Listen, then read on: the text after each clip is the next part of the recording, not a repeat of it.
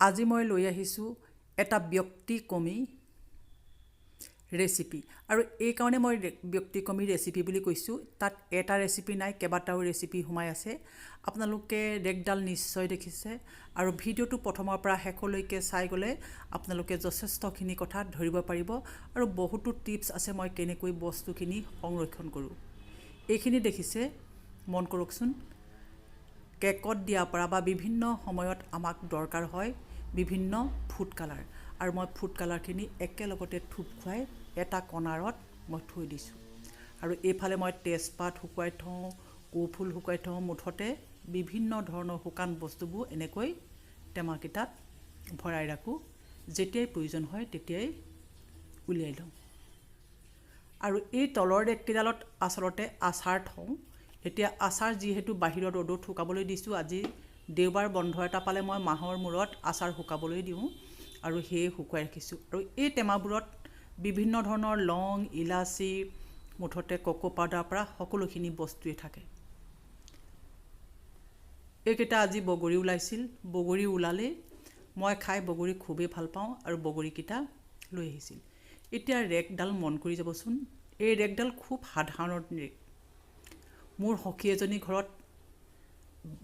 ঘৰৰ পিছফালে পেলাই থৈছিল আৰু মই সদায় দেখি থাকোঁ গ'লে এদিন ক'লোঁ যে তোমাৰ ৰেকডাল দুডাল ৰেক আছিল এনেই পেলাই থৈছা এইডাল মোক দিবা নেকি আৰু সখীজনীয়ে দি পঠিয়ালে আৰু মই আনি পেলাই যেতিয়া এনেকৈ পাকঘৰৰ ছাইডত লগাই ল'লোঁ পিছত মোক সখীজনীয়ে মোৰ ঘৰত আহি পেলাই কয় তই ক'ৰ পৰা এইডাল বনালি তেতিয়া মই হাঁহি কওঁ যে তই যে পেলাই দিছিলি সেইডাল ৰেগে মই আহি পেলাই ৰং দিলোঁ আৰু ৰং দি পেলাই এনেকৈ ধুনীয়া কৰিছোঁ ৰং দিয়াটো মই নিজেই কৰোঁ ৰেকডালত যেনেকৈ সজাইছোঁ সেইখিনি গোটেইখিনি কাম মোৰে কাম আৰু এইখিনি মন কৰক মই যেতিয়া কুজি থেকেৰা ওলাই এইখিনি কুজি থেকেৰা মোৰ যোৱা বছৰতকৈ আগতে মই থোৱা এই দুবছৰ মই কুজি থেকেৰা কৰিবলগীয়া হোৱা নাই আচাৰ থৈছোঁ যোৱা বছৰ কুজি থেকেৰা কচৰি মেথিও মই ঘৰতে কৰোঁ বৰ থেকেৰাও মই ঘৰতে কৰোঁ শুকান খৰিচা মই ঘৰতে কৰোঁ ঔটেঙা গুড়ি মই যোৱা বছৰে কৰা শেৱালি ফুল খাই থাকোঁ কাৰণে কম হৈ আহিল এবাৰ শুকুৱাবলৈ নেপালোৱে শিলিখা আপোনালোকে দেখিছে তলৰখিনি মই নতুনকৈ শুকুৱাইছোঁ আপোনালোকক ভিডিঅ'টো নিশ্চয় দেখুৱাম আমলখি যোৱাবাৰৰ এইখিনি মই এইবাৰ আমলখিখিনি শুকুৱাই আছোঁ থলপদ্ম ফুলো মই শুকুৱাই ৰাখিছোঁ ত্ৰিফলা মই বনাই ৰাখিছোঁ ঘৰতে ইলাচি কচৰি মেথি মুঠতে যিমান যি লাগে এই বস্তুবোৰ যিখিনি মই পাৰোঁ সেইখিনি মই নিজ হাতে শুকুৱাই থওঁ ডালচেনি কিন্তু মই নিজেই শুকুৱাওঁ দেই ডালচেনি মোৰ ঘৰত দেউতাৰ ঘৰত এজোপা ডাঙৰ ডালচেনি গছ আছে আৰু তাৰ পৰাই আনি পেলাই মই শুকুৱাই ৰাখোঁ আৰু যিকোনো বস্তু বজাৰৰ পৰা কিনি আনি মই ধুই মেলি শুকুৱাই ৰাখি থৈ দিওঁ এয়া দেখিছে মৰাণ আদা মই যোৱা বছৰ শুকুৱাইছিলোঁ আৰু শেষ হ'ল এই বছৰ আকৌ পুনৰ শুকুৱালোঁ আপোনালোকক মই জলফাই পাপৰটো দেখিছিলোঁ সেই বটলটোত জলফাই পাপৰ থৈছোঁ আৰু সেউজীয়া টেমাটোতো জলফাই পাপৰ থৈ দিছোঁ পানী টেঙা বটলটোত ভৰ্তি হৈ আছে আপোনালোকে দেখিছে আৰু শুকান মই বুন্দিও ঘৰতে বনাই থৈছিলোঁ এয়া চাটুগুড়িও মই ঘৰত বনাই লৈছোঁ মুঠতে ৰেকডালত বিভিন্ন ধৰণৰ শুকান বস্তুৰে ভৰি থাকে এইটো মোৰ পাকঘৰৰ মই কৈছোঁ নহয় আখালৰ এটা মাত্ৰ কোণ দুৱাৰখনৰ ছাইডৰ কোণটো যিহেতু ব্যৱহাৰ নোহোৱা কোণটোহে মই আপোনালোকক দেখুৱাই আছোঁ দুফালে দুখন দুৱাৰ মাজতে ৰেকডাল ভৰাই থৈছোঁ আৰু তাৰ ছাইডৰ ফালে মানুহ যাব পাৰি আপোনালোকে মন কৰক আচলতে পাকঘৰ এটা কৰিবলৈ আমাক দামী বস্তুৰ প্ৰয়োজন নাই প্ৰয়োজন মাথো চাফ চিকুণতা আৰু আমাৰ কৰ্ম স্পৃহা নহয়নে আপোনালোকে হয়তো ভাবিব পাৰে বাইদেউগৰাকীয়ে নিজৰ পাকঘৰটো দেখুৱাইছে আচলতে মই পাকঘৰটো দেখুওৱা কথা নহয় মই আপোনালোকক আগতেও কৈছোঁ আমাৰ মহিলাসকলে এইখিনি নিজৰ কৰ্মখিনি আচলতে নিজে এনেদৰে কৰি থোৱাটো খুবেই দৰকাৰ কেতিয়াবা আমাৰ আপদ বিপদৰ সময়ত আমি হাততে পাব পাৰোঁ কেতিয়াবা এনে হয় যে আমি হঠাতে বস্তু এটা বিচাৰি থাকিলেও নেপাওঁ এইবোৰ যে আচাৰ দেখিছে মই আচাৰৰ সম্পৰ্কে আপোনালোকৰ ওচৰলৈ লৈ আহিম ভিডিঅ'টো মই কেৱল ৰ'দত দিওৱা আচাৰখিনি তৎক্ষণাত আপোনালোকক দেখুৱাই গৈছোঁ এতিয়া আহক মইনো কেনেকৈ শিলিখা শুকুৱাইলোঁ পাৰফেক্ট শিলিখা শুকুৱাবলৈ হ'লে কি কৰিব লাগে এইখিনি 2 কেজি শিলিখা কিনি আনিছিলোঁ ধুই ল'লোঁ 2 কেজি শিলিখাত মই দিছোঁ 300 গ্ৰাম নিমখ আৰু পানী দিব ডুব যোৱাকৈ শিলিখাখিনি ডুব যোৱাকৈ নিমখৰ পৰিমাণটো 300 গ্ৰাম হ'ব লাগে, তেতিয়া খুব ভাল হয়। তাতকৈ যদি অলপ নিমখ বেছিও হয় কিন্তু একো নহয়। আৰু নিমখ গলালৈকে জুইত তুলি দিছোঁ পানী।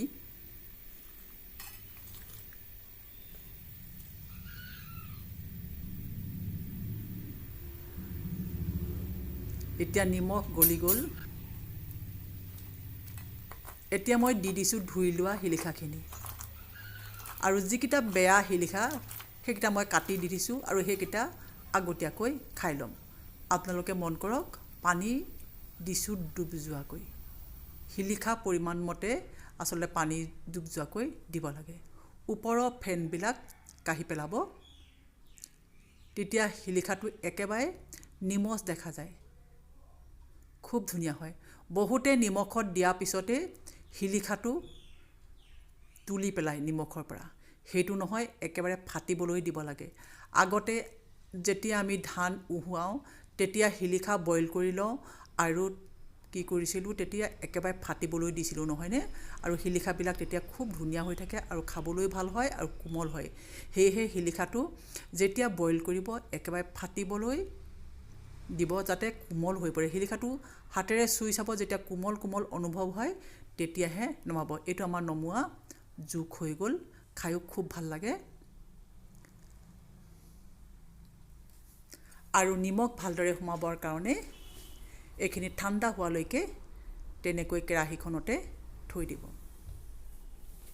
মই এটা ৰাতি থৈ দিওঁ, কিন্তু পিছদিনাখন ৰাতিপুৱাহে ৰ'দত দিওঁ। আৰু এয়া দেখিছে, মই পিছদিনাখন লৈছোঁ। শিলিখাটো আপোনালোকে মন কৰকচোন, কোচ খাই আহিল।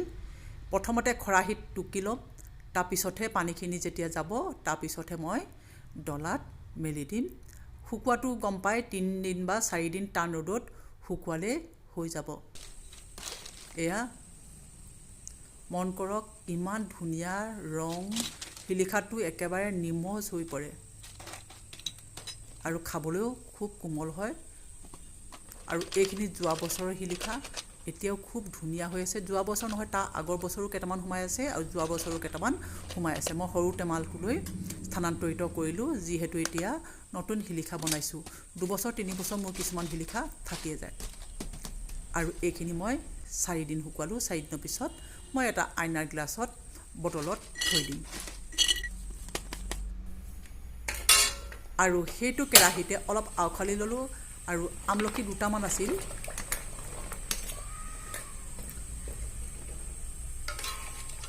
আৰু সেই দুটামান আমলখি বুটলি পেলাই থৈ দিছিলোঁ এঘৰ মানুহৰ ঘৰত ফুৰিবলৈ যাওঁতে। আৰু সেইকেইটা যেতিয়া পালোঁ সেইকেইটাকো বইল কৰি থৈ দিছোঁ। মোৰ আমলা এবটল আছেই আৰু এইকেইটাও আকৌ থৈ দিম। মই তেনেকৈ যিকেইটা বস্তু খাওঁ আৰু যেতিয়া বেয়া হোৱা নিচিনা দেখোঁ যে সেইকেইটা বইল কৰি পেলাই থৈ দিওঁ, যেতিয়া পিছত কামত আহে। আচলতে আপোনালোকে এনেকৈ কৰেনে? আমলখি আমাৰ ঘৰত শুকাই পৰি থাকে, কেতিয়াবা কাৰোবাৰ ঘৰৰ পৰা যদি 2-3টা দিও পঠিয়ায়, সেইকেইটা শুকাই পৰি থাকে, নহয়নে? মই কিন্তু শুকাবলৈ নিদিওঁ। আৰু সেইখিনিও সেই একে পদ্ধতিৰে শুকুৱাই থৈ দিম। 2-3 দিন আপোনালোকক লাগিবই। আৰু এতিয়া মন কৰক, মই জলফাই, এইটো খুব এটা সুন্দৰ ৰেচিপি। এতিয়া যিহেতু খুব জলফাই ওলাইছে, নহয়নে বাৰু? জলফাই মই কেইদিনমানৰ আগতে গাঁৱৰ ঘৰলৈ গৈছিলোঁ, আৰু গাঁৱৰ ঘৰলৈ যাওঁতে মোক দেৱৰটোৱে, খুৰী শাহুৰ ল'ৰাটোৱে, মই এটা ভিডিঅ' দিছিলোঁ পচলা, আৰু সি মোক দি দিছিল জলফাই পাৰি বহুতখিনি পঠিয়াই দিছিল। মই এইটো পিছত এটা ভিডিঅ' আপোনালোকক দিম, জলফাই বিভিন্ন ধৰণৰ ৰেচিপি। আৰু ইমানখিনি জলফাই দি পঠিয়াই কি কৰিম, যোৱা বছৰ মোৰ যথেষ্টখিনি জলফাই আচাৰ আছিলেই, আৰু সেয়েহে ভাবিলোঁ এইবাৰ মই সংৰক্ষণ কৰি থৈ দিম। আৰু এইখিনি কাটি লৈছোঁ, আপোনালোকক পিছত দেখুৱাম। এতিয়া জলফাই সংৰক্ষণৰটোহে মই আপোনালোকক দেখুৱাইছোঁ। প্ৰায় 5 কেজিমান জলফাই আছিল এইখিনিত।